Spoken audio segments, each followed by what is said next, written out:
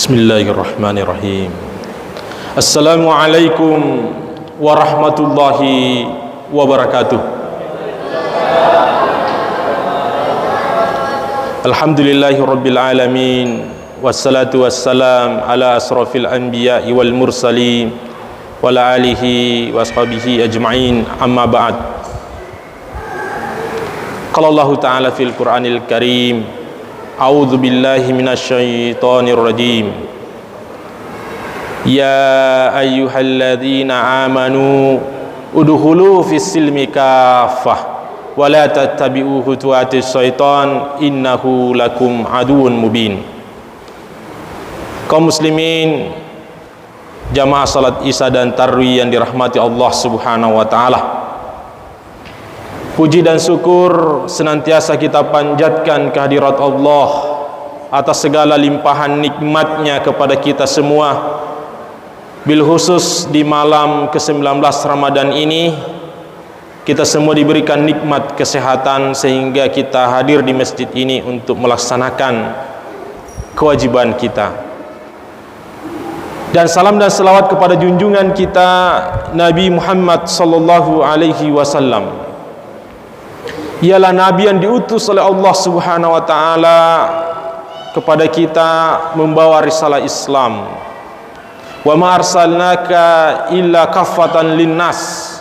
Tidak kuutus engkau Muhammad kecuali untuk seluruh manusia. Wa ma arsalnaka illa rahmatan lil alamin. Tidak kuutus engkau Muhammad kecuali menjadi rahmat bagi seluruh alam.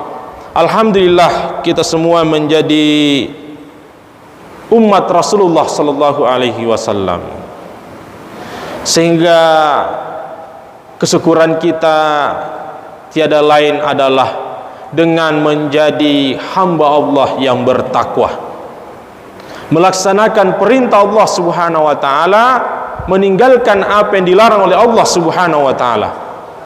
Bil khusus di bulan Ramadan ini, Allah Subhanahu wa taala memerintahkan kita berpuasa agar kita menjadi orang yang bertakwa. Nah, setelah kita menjalani puasa selama 18 hari, semoga amal ibadah puasa kita diterima oleh Allah Subhanahu wa taala. Amin ya rabbal alamin.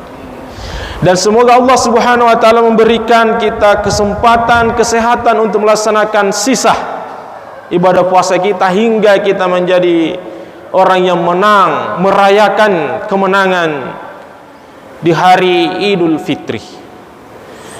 Dan ini tidak terasa kita sudah berada di penghujung 10 malam kedua, ya, bulan Ramadan ini. Dan semoga kita meraih ampunan Allah Subhanahu wa taala.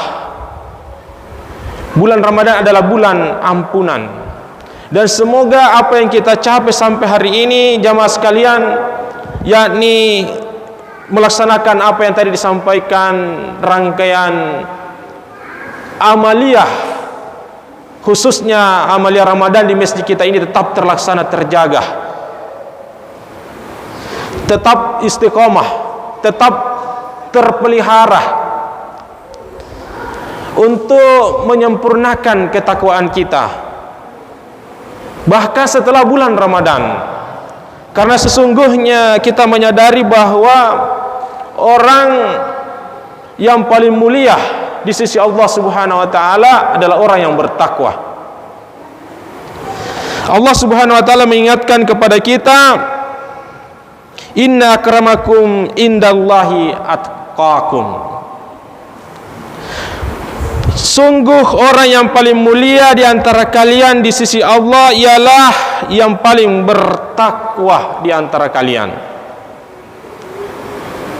Dan semoga ini kita jaga, jamaah sekalian.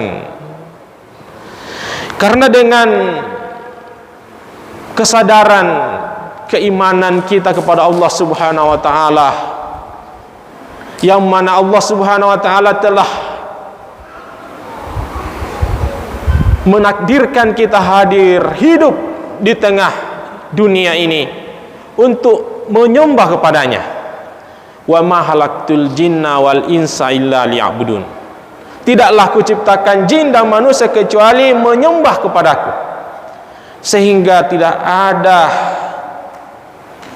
tujuan kita kecuali dunia ini kecuali adalah menjadi hamba Allah Subhanahu wa taala. Sehingga apapun yang kita lakukan sebagai hamba Allah yang menyadari ini di dunia ini, itu dalam rangka beribadah, menyembah kepada Allah Subhanahu wa taala. Dalam situasi apapun, gembira, situasi yang sulit, termasuk di masa saat ini, maka kita senantiasa melaksanakan perintah Allah Subhanahu wa taala. Kita melakukannya sesuai dengan kemampuan kita.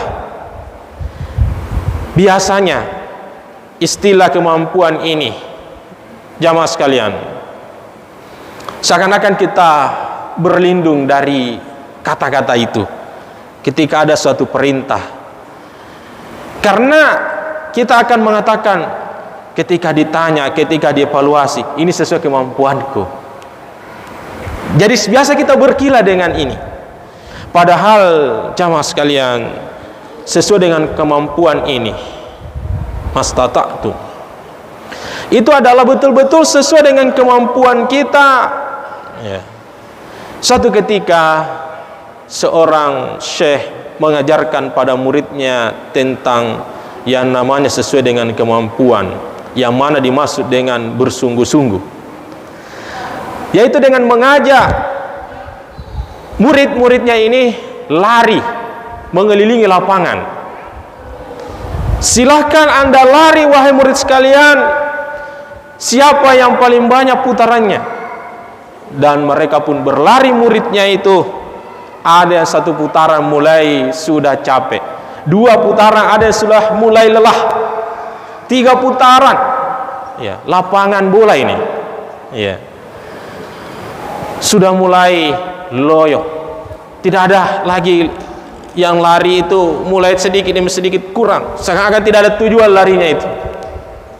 Iya. Tiba-tiba di tengah situasi seperti itu, di tengah tanda tanya apa maksud daripada guru ini menyuruh kita berlari, gurunya lari jamaah sekalian. Gurunya juga lari di tengah mengelilingi lapangan, sangat kencang sekali larinya, maksimal sekali, lari terus. Iya. Bahkan hanya beliau yang lari, saking semangatnya lari sampai beliau pingsan jamaah sekalian, sampai beliau pingsan. Dan sang murid pun mengambil sang guru, dan ketika sang guru sudah tersadar, sang murid menyampaikan, "Guru, Anda pingsan guru, kenapa lari begitu kencang sampai pingsan?" Dan sang guru mengatakan, "Wahai muridku, itulah yang kuperlihatkan kepadamu yang namanya sesuai kemampuan. Saya lari sesuai kemampuan saya sampai saya tidak mampu lagi lari." Jadi jamaah sekalian rahmatullah Allah Subhanahu wa taala, sesuai kemampuan orang yang bersungguh-sungguh ini adalah betul-betul kemampuannya, karena ini yang akan dimintai pertanggungjawaban oleh Allah Subhanahu wa taala. Mana kemampuanmu? Dan kita sangat bersyukur masjid kita ini menunjukkan kemampuannya itu. Sangat jelas di dalam Islam bahwa orang yang sakit dilarang ke masjid, tapi yang tidak sakit memakmurkan masjid. Bahkan Ustadz Arifin Ilham menyampaikan bahwa bala musibah yang bisa ditimpakan oleh Allah Subhanahu wa taala, sekalipun umat itu sekalipun umat itu banyak melakukan kesalahan, sebagian banyak melakukan kesalahan, tapi masih ada, ya, 3 orang yang melakukan amalannya, atau ada 3 amalan ini dilakukan di tengah-tengah masyarakat itu, salah satunya adalah memakmurkan masjid, maka Allah akan menunda, ya, azabnya itu. Nah, jamaah sekalian Allah Subhanahu wa taala, yang mengenai menjaga atau memelihara ketakwaan kita, keistiqomahan kita ini, memang pertama adalah kita berangkat dari kesadaran bahwa Allah Subhanahu wa taala menciptakan kita adalah untuk menyembah, untuk mengabdi kepada Allah Subhanahu wa taala. Bahkan Allah Subhanahu wa taala memuliakan kita. Sejak pertama nenek moyang kita Nabi Adam alaihissalam sudah diciptakan di dalam surga jamaah sekalian. Dan tahukah kita bahwa di dalam surga itu penuh dengan fasilitas, yang bisa saya katakan tadi dimanjakan, mau makan apa saja tinggal mengucapkan. Bahkan di dalam sumber hukum kita jelas, kalau kita mau buah itu sendiri datang kepada kita. Pohon itu membawa buah datang kepada kita. Jamaah sekalian, itu di surga. Bahkan Nabi Adam dalam keadaan, ya mungkin bahasa anak muda sekarang, galau atau sepi, kemudian Allah Subhanahu wa taala menciptakan dari tulang rusuknya Siti Hawa untuk mendampingi hidup. Tetapi kita sadar bahwa ada iblis, ada makhluk Allah yang diciptakan dari api, yang diperintahkan oleh Allah untuk sujud kepada Nabi Adam alaihissalam. Tapi dia tidak mau sujud karena sombong. Dia menjawab, dia berkilah kepada Allah, bukankah saya lebih mulia dari saya? Api diciptakan. Masalahmu kamu membantah Allah Subhanahu wa taala. Maka iblis pun ya memberi ya permintaan kepada Allah untuk menggoda, dan sejak itulah Nabi Adam alaihissalam digoda. Yang Allah larang malah dibisiki. Sebaliknya oleh iblis. Tahu kenapa dilarang? Didekati, dimakan itu buah huldi, supaya kamu selamanya di dalam surga. Pertanyaannya, pernahkah Nabi Adam mendengar sebelumnya bahwa dia akan dikeluarkan dari surga? Kosakata, pilihan kata, rayuan dari iblis ini memancing manusia. Yang dua hal yang menjadi perhatian dari manusia, apa yang menyenangkan dan apa yang menakutkan. Ya, ini sangat dimengerti oleh para pebisnis. Kalau menawarkan barang, tawarkan pada seorang itu apa yang menjadi diinginkannya sesuai dengan barang kita, atau apa yang dihindarinya itu ada solusinya dari barang kita. Makanya maha benar Allah, kita diberikan suatu motivasi, suatu tujuan, reward, yaitu surganya kalau kita taat kepada Allah, dan ketika membangkang adalah nerakanya. Ya, ini yang menjadi poin bagi kita.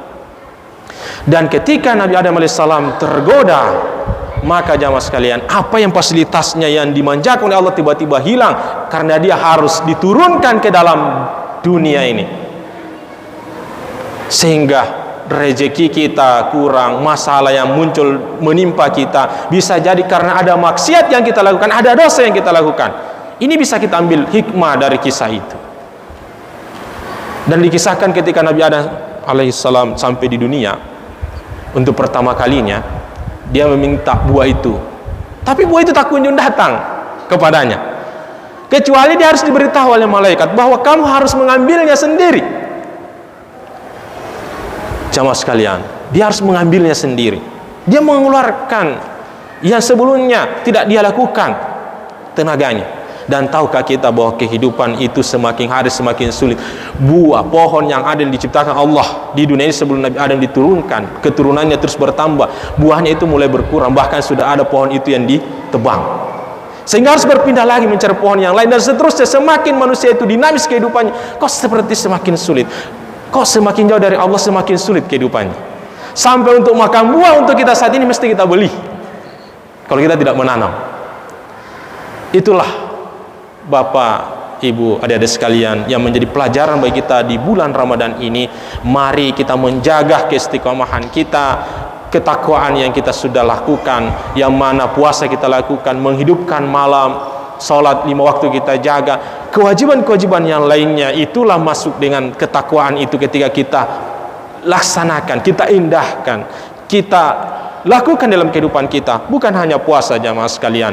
Insya Allah ketika kesadaran ini yang kita harus miliki dari awal, bahwa kalau saya tidak melakukannya, maka saya bisa dapat ini.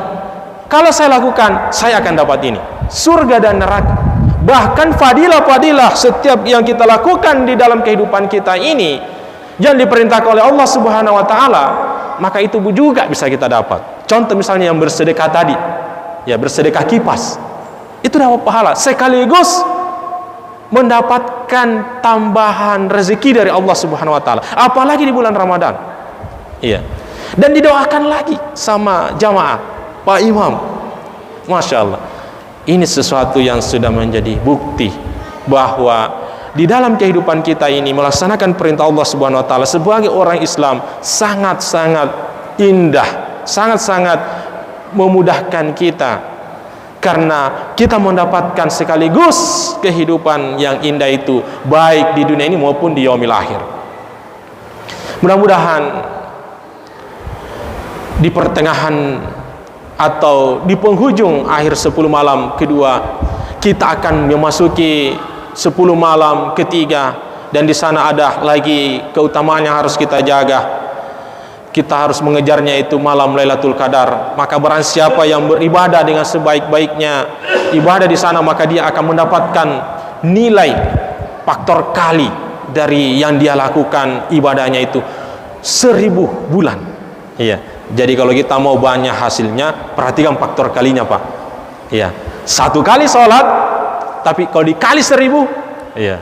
Seperti itu ya. Apalagi membaca Al-Quran, 1 ayat dibaca senilai 10. Nah, kalau di bulan Ramadan ya dikali 700, malam Lailatul Qadar lagi dikali 1000, waktu lagi 1000 bulan. Masya Allah. Jadi perhatikan faktor kalinya, Pak. Beda ya, Pak ya. Kalau kita punya toko 1 dengan punya toko 10, ya, masing-masing ada keuntungannya. Dikali misalnya 1 juta 1 bulan dikali 10, ya beda ya. Kalau hanya 1 ya, hanya 1 juta ya. Begitu juga dalam pahala, sebagai gambaran bagi kita jamaah sekalian. Dan kadang kita tidak adil ya, karena dunia kita pintar kali-kalinya, tapi soal yang mengantarkan kita bahagia di dunia dan di akhirat, yaitu menjadi hamba Allah Subhanahu wa taala, yakni biasa banyak kita lalaikan. Mudah-mudahan di bulan Ramadan ini, bulan yang senantiasa kita rindukan ya, sekalipun masalah yang terjadi di luaran sana ya, kita tetap istiqomah, insyaallah Allah jaga dan kita mendapatkan lindungan untuk tetap melaksanakan ibadah-ibadah kita. Semoga haqqa tuqatih ya, menjadi orang yang benar-benar bertakwa, yang melaksanakan perintah Allah, masuk ke dalam Islam secara kafah, kemudian tidak mengikuti langkah-langkah setan, langkah-langkah iblis ya. Itu terjadi pada diri kita semua. Amin ya rabbal alamin. Mohon maaf bila ada kekurangan. Wabillahi taufiq wal hidayah. Wassalamualaikum warahmatullahi wabarakatuh.